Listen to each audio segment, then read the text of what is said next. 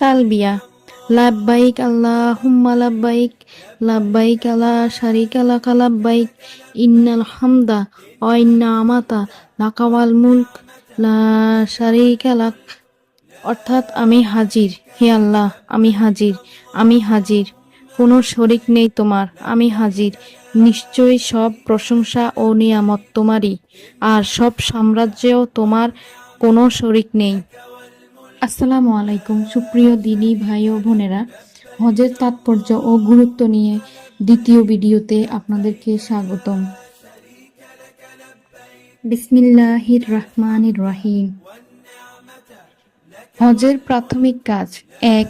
বিমানে আরোহণের আগে যথাযথ নিয়মে ইহরাম বাঁধা। ২. বিমান থেকে জিদ্দায় নেমে নির্দিষ্ট বাড়ি বা অবস্থানে গিয়ে ব্যাগ রেখে প্রাকৃতিক প্রয়োজন সেরে অজু করে মুআল্লিমের মনোনীত লোকের সঙ্গে কাবাঘরে গমন করা। ৩. প্রাথমিক তাওয়াফ করা। ৭ বার কাবাঘরের চারদিকে ঘুরতে হবে। কাবাঘরের হাজরে আসওয়াদ যে কোণায় স্থাপিত সেখান থেকে হাজরে আসওয়াদকে চুম্বন করা। সম্ভব না হলে হাজরে আসওয়াদের দিকে হাত ইশারা করে সেই হাতের উপর চুম্বন করে তাওয়াফ শুরু করতে হবে। ৪. ৭ চক্করের প্রথম ৩ চক্কর একটু দ্রুত চলে শক্তি প্রদর্শন করতে হবে, এটাকে রমল বলে। তাওয়াফের সময় পুরুষের গায়ের চাদর ডান হাতের নিচ দিয়ে এনে বাম কাঁধে রাখতে হবে, যেন ডান কাঁধ ও বাহু বের হয়ে থাকে, এটাকে ইস্তেবা বলে। এ দুটি তাওয়াফের সুন্নত, যা তাওয়াফে জিয়ারতেও করতে হবে। অতিরিক্ত উমরার তাওয়াফেও তা করতে হয়। ৫. সাফা মারোয়া পাহাড়ের মধ্যে দৌড়াতে হবে ৭ বার। শুরু করতে হবে সাফা থেকে, ৭ম বার দৌড় শেষ করতে হবে মারোয়ায়। ৬. এরপর মাথা মুড়াতে হবে বা চুল ছাড়তে হবে। ৭. এরপর মূল হজের কয়েকদিন বাকি থাকলে ইহরাম ছেড়ে স্বাভাবিক পোশাক পরা যাবে। মুআল্লিমের মনোনীত লোকের সঙ্গে মদিনায়ও যাওয়া যেতে পারে। মূল হজের আগে ইহরাম ছেড়ে স্বাভাবিক জীবনে ফিরে আসাকে হজে তামাত্তু বলে। সাধারণত আমাদের দেশের হাজি সাহেবরা এই হজেরই নিয়ত করে থাকেন। সম্পাদন পদ্ধতি অনুসারে হজ ৩ প্রকার: ১. ইফরাদ, ২. কিরান ও ৩. তামাত্তু।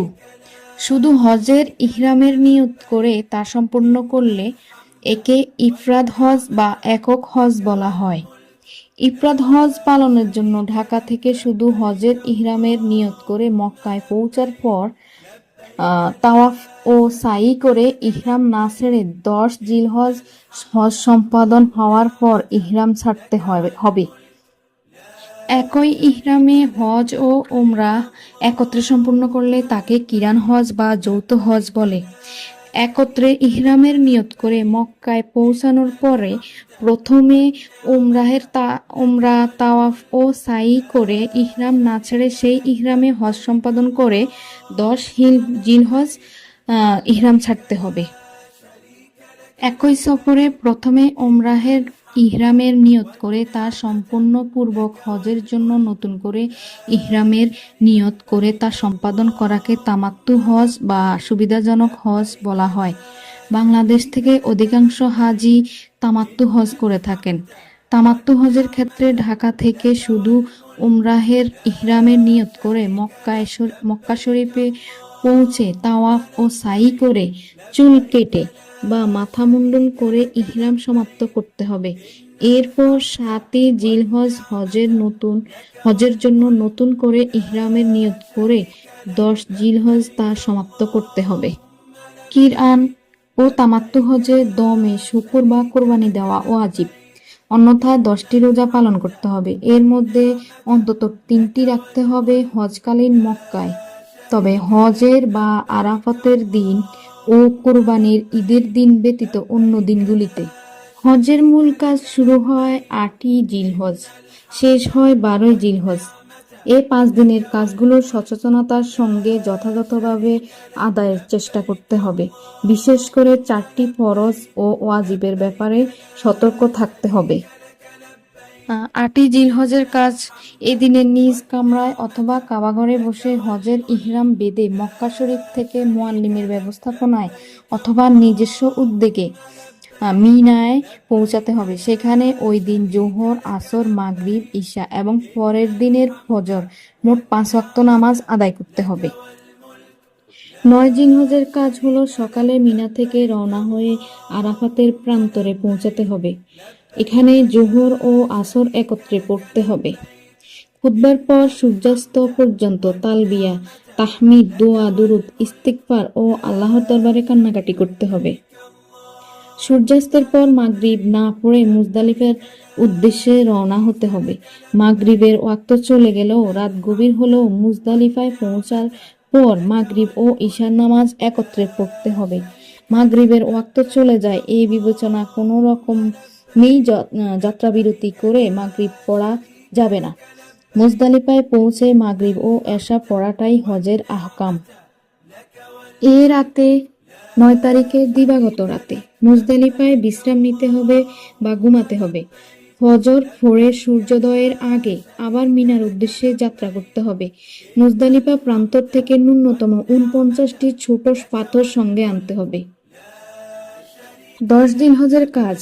মুজদালিফা থেকে রওনা হয়ে মিনায় পৌঁছাতে হবে। এদিন কেবল শয়তানের বড় স্তম্ভে জামারতে আকাবা ৭টি পাথর মারতে হবে। অন্য স্তম্ভগুলোতে এদিন পাথর মারা যাবে না। জামারাতে পাথর মারার পর কোরবানির নির্দিষ্ট নিয়মে একটি কোরবানি করতে হবে। এই দিন ক্ষতিপূরণমূলক কোরবানি করা যাবে এবং একাধিক নফল কোরবানি করারও সুযোগ রয়েছে। কোরবানি করার পর মাথা মুড়াতে হবে অথবা চুল ছাড়তে হবে। এদিন এসব কাজ সমাধান করে পরে ফরজ তাওয়াফ বা তাওয়াফে জিয়ারত করতে হবে। অবশ্যই ভিড় এড়ানোর জন্য এ তাওয়াফ ১২ জিলহজ সূর্যাস্ত পর্যন্ত বিলম্বিত করা যেতে পারে। ১২ তারিখ সকালে ৩টি স্তম্ভে পাথর মেরে মিনা থেকে চূড়ান্তভাবে বিদায় হয়ে মক্কা শরীফে এসেও এই ফরজ তাওয়াফের সুযোগ রয়েছে। এর আগে করলে আবার পাথর মারার জন্য মিনায় ফিরে যেতে হবে। ১১ই জিলহজের কাজ হচ্ছে শয়তানের উদ্দেশ্যে ৩টি স্তম্ভে ৬০টি করে মোট ২১টি পাথর মারতে হবে। ১২ই জিলহজের কাজ ৩টি স্তম্ভে আবার ৬০টি করে মোট ২১টি পাথর মারতে হবে। এভাবে পাথর মারার সংখ্যা হবে ১০ জিলহজ ৬০টি, ১১ই জিলহজ ২১টি, ১২ই জিলহজ ২১টি, মোট ৪৯টি। তাওয়াফে জিয়ারত ১০ বা ১১ তারিখ না করলে এই দিন অবশ্যই সূর্যাস্তের আগে সমাধান করতে হবে। ১১ ও ১২ তারিখে পাথর মারার সময় ছোট থেকে বড় স্তম্ভের দিকে যেতে হবে। ১২ তারিখের পর একজন হাজি সম্পূর্ণ স্বাভাবিক জীবনযাপন করতে পারে। ১০ জিলহজ মাথা মুড়ানোর পরই ইহরামের অবস্থার অবসান হয়। তবে তাওয়াফে জিয়ারতের আগে স্ত্রী সহবাস জায়েজ হবে না। হজের আগে মদিনায় গেলে এখন মদিনায় গিয়ে ৮ দিন অবস্থান করতে হবে এবং মসজিদে নববীতে মোট ৪০ ওয়াক্ত নামাজ আদায় করতে হবে। উল্লেখ্য, মদিনায় গমন করা হজের আহকামের অংশ নয়।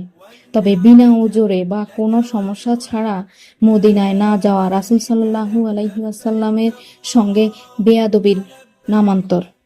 হজের পরে মক্কা শরীফে অবস্থান করলে তখন একাধিক উমরা করা যেতে পারে।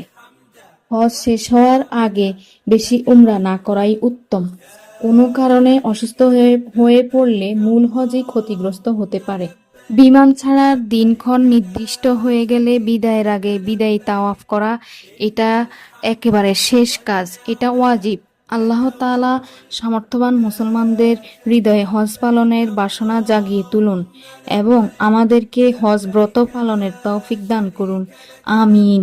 সুপ্রিয় দিনী ভাই ও বোনেরা, আজকের মতো এখানেই বিদায় নিচ্ছি। আসলে হজের সম্পূর্ণ সঠিক বিবরণ দিতে হলে আমাকে ভিডিওটি বড় করতেই হতো, তাই ভিডিওটি ২ অংশে বিভক্ত করা হয়েছে। সঠিকভাবে জানার জন্য ২টি ভিডিওই দেখুন। আল্লাহ হাফেজ। আল্লাহ সবাইকে হজ করার তৌফিক দান করুন। আমিন। চ্যানেলটি সাবস্ক্রাইব করে বেল আইকনটি ক্লিক করে নোটিফিকেশন অন করে রাখুন। ভালো লাগলে লাইক, কমেন্ট, শেয়ার করুন। আসসালামু আলাইকুম ওয়া রাহমাতুল্লাহি ওয়া বারাকাতুহু।